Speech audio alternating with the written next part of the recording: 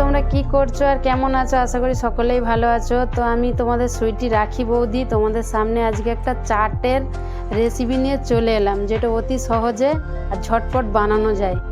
তার জন্য দেখো এখানে কি কি লাগবে। প্রথমেই আমি দেখাচ্ছি, এটা পেঁয়াজ কেটে রেখেছি, বারিক বারিক করে একদম কেটে রেখেছি। দেখতেই পাচ্ছ তোমরা, অনেকটা বারিক বারিক করে কাটা আছে। তারপর এখানে রয়েছে ধনে পাতা এখানে 1.5 কিলো রয়েছে। তারপর এখানে রয়েছে টমেটো, পাকা টমেটো একদম লাল টুকটুকি, এটা রয়েছে 2.5 কিলো। আর পেঁয়াজটা ছিল 4 কিলো। তারপর এখানে দেখো শুকনো লঙ্কা, এই শুকনো লঙ্কাটা ভেজে নিতে হবে। আর এখানে চানাচুর, যে কোনো চানাচুর হলে হবে, ঝুড়ি ভাজা চানাচুর। আমি এটা গুজরাটে থাকি, তাই জন্য এই চানাচুরটা আমি নিয়েছি, এতে রসুনের ফ্লেভার আছে। তারপর দেখো টমেটোগুলো আমি বারিক বারিক করে কেটে নিচ্ছি। সব জিনিসগুলো এতে বারিক বারিক করে কেটে নিতে হবে। দেখতে পাচ্ছ কতটা বারিক বারিক করে কেটেছি। তারপর এখানে পেঁয়াজটাও বারিক বারিক করে কেটে নিচ্ছি, সেটাও তোমাদের দেখাচ্ছি। তারপর দেখো ধনে পাতাটাও বারিক বারিক করে কেটে নিয়েছি আমি। সব ভালো করে বারিক বারিক করে কেটে এগুলোকে পরিষ্কার করে ধুয়ে নিতে হবে। তারপর এখানে আলু সেদ্ধ রয়েছে, একটুখানি আলু সেদ্ধ, মানে কি বলবো, এটা তো 500 মতো আলু সেদ্ধ দিয়ে দিলাম। প্রথমেই পেঁয়াজ দিয়ে দিলাম। পেঁয়াজটা ভালো করে আগে আলুর সঙ্গে ভালো করে চটকে নিচ্ছে।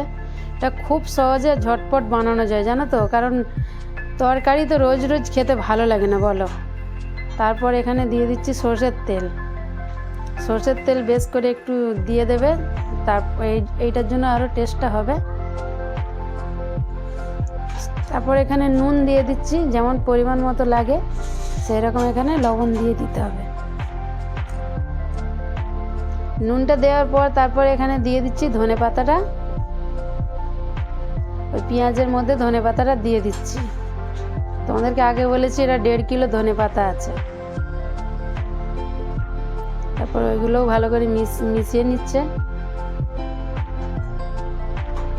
তারপর এখানে আমি দিয়ে দিচ্ছি টমেটো যে বারিক বারিক করে কাটা ছিল, সেটা আমি এখানে দিয়ে দিচ্ছি। দেখো এই মানে কি বলবো, রোজ সবজি খেতে মানুষকে ভালো লাগে না, তাই জন্য এটা মাঝে মাঝে বানিয়ে খাবে, ভালো লাগবে। তারপর আমি এখানে দিয়ে দিচ্ছি চানাচুরটা এখানে 1.5 কিলো চানাচুর ছিল, সবটাই দিয়ে দিলাম, কারণ এটা 130টা লোকের জন্য বানাচ্ছি, সেই মতো আমাকে বানাতে হবে। আর বাড়িতে যখন যে বানিয়ে খাবে তখন কম কম করে সেরকম করে বানাতে হবে। এবার চানাচুরগুলো পুরোটাই দিয়ে দিচ্ছি এখানে রয়েছে। তারপর দিয়ে দিলাম শুকনো লঙ্কাটা, দেখিয়েছিলাম, এটা ভেজে ভালো করে গুঁড়িয়ে নিয়েছি মিক্সারে, এটা দিয়ে দিলাম।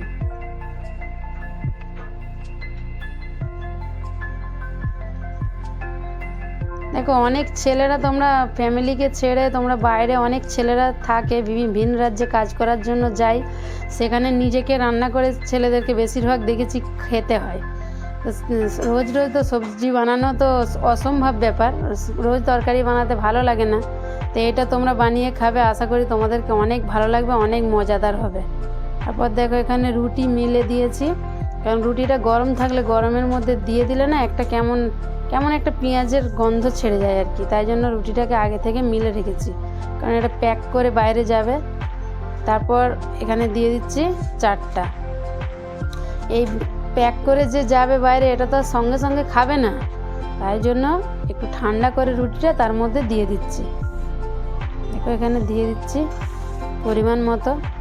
তো যেটা বলছিলাম, ভিন রাজ্যে কাজ করার জন্য থাকো, সেখানে তো রোজ তরকারি করে বানানো মানে খাওয়া সম্ভব নয়, তা তাদের জন্য বলছি এটা তোমরা অবশ্যই বানিয়ে খেতে পারো। তারপর মুড়ির মধ্যেও দিয়ে দিচ্ছি দেখো। আর আমার এই ভিডিওটা, এই রেসিপিটা তোমাদের যদি ভালো লাগে, তোমরা নিজেরা দেখো আর অন্যকে দেখার সুযোগও করে দাও। তোমরা এটাকে যত পারবে বেশি বেশি করে লাইক কমেন্ট শেয়ার করে দাও বেশি বেশি করে, যাতে সবাই দেখে, সবার এটা কাজে লাগবে। তোমরা এটা ঝটপট বানিয়ে খেয়ে নেবে, এটা খুবই এটা তোমরা বানিয়ে রুটি বা মুড়ির সঙ্গে খেতে পারো, খুবই মজাদার। তোমাদেরকে কি বলবো, এত মজাদার খেতে। তোমরা একবার অবশ্যই বানিয়ে খেয়ে দেখো, অনেক কম খরচায় আর অনেক মজাদার, ভালো লাগে খেতে। তো চলো দেখা হচ্ছে আবার কোনো নেক্সট ভিডিও।